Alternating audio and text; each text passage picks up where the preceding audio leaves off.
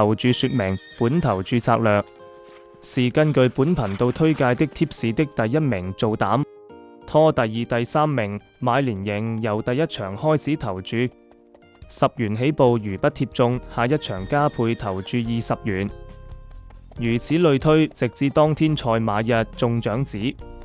如全天不中獎，則下個賽馬日繼續由第一場10元起步重新開始投注。這個起始注碼，各位可根據個人的投注本金計劃。各位馬迷朋友可以先參考我的贏虧，再作決定。這個是我的投注方法之一，較簡單。另外，如果其中一場連贏的賠率低於3倍，則該場調整投注比例，將該場高賠率的馬降低投注額，用作提高低賠率的馬的投注額。從2025年1月1日起，己投注28期、25期盈利，3期虧損。